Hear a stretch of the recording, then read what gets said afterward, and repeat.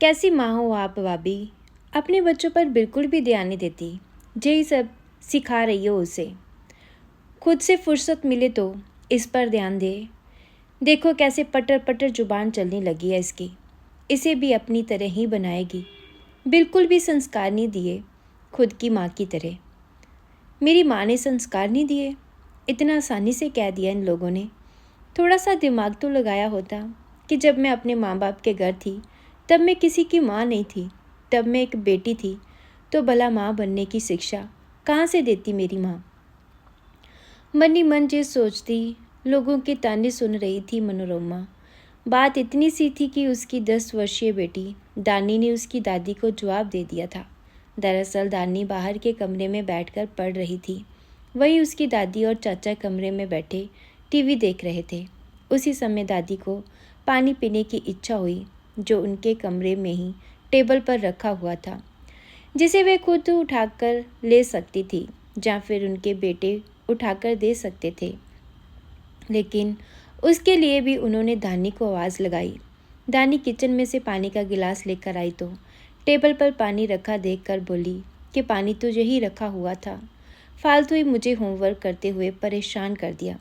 बस इसी बात को दोनों दादी और चाचा ने पकड़ लिया और उसके साथ साथ उसकी माँ को भी सुनाने लगे। इन लोगों में दिमाग लगाना खुद का दिमाग खराब करने के बराबर है। इसलिए मनोरमा ने बेवजह का दिमाग लगाना ठीक नहीं समझा और चुपचाप दानी को लेकर बाहर आ गई। शाम को मनोरमा किचन में काम कर रही थी। बाहर वाले कमरे से ससुर जी के चिल्लाने की आवाज़ आई, जो देवर जी को डांट रहे थे, साथ ही साथ सासू माँ को भी सुना रहे थे। कैसी माँ हो तुम? तुम्हारे गले से रोटी का निवाला कैसे उतर जाता है? दिन भर घर में बैठा रहता है, कुछ कमाने दमाने का नहीं जाता। कुछ तो बोलो उसे। अरे पर एग्ज़ाम तो क्लियर कर लिया है, अब सरकारी काम है। अभी तक अपॉइंटमेंट लेटर नहीं आया, तो इसमें इसकी क्या गलती? बस तुम्हारी यही पक्ष लेने की आदत ने इसे बिगाड़ रखा है। अपने पिता से जुबान लड़ा रहा है। अरे बस इतना ही कह रहा है कि आप थोड़ा सब्र रखो। बस यही संस्कार दो अपने पिता से जुबान लड़ाने की। खुद के माँ ने जो संस्कार दिए हैं वही अपने बच्चों को दे रही हो। ऐसा कहकर ससुर जी अपने कमरे में चले गए। सासू माँ ने पलट कर देखा तो मनोरमा वहीं खड़ी थी। उसे देखते ही बोली, अब तुम यहाँ खड़ी खड़ी क्या सुन रही हो? जाकर किचन में अपना काम करो। मम्मी जी, मैं तो सिर्फ ये सुन रही थी कि मेरी माँ हो चाहे आपकी, हमेशा माँ ही बुरी क्यों होती है?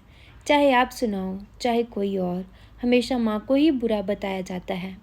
ऐसा कहकर मनोरमा चुपचाप किचन में चली गई और सासू माँ चुपचाप उसे देखती रह गई। सो दोस्तों, ये थी कहानी।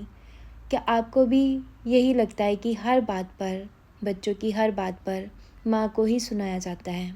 अगर हाँ तो ज़रूर बताएं।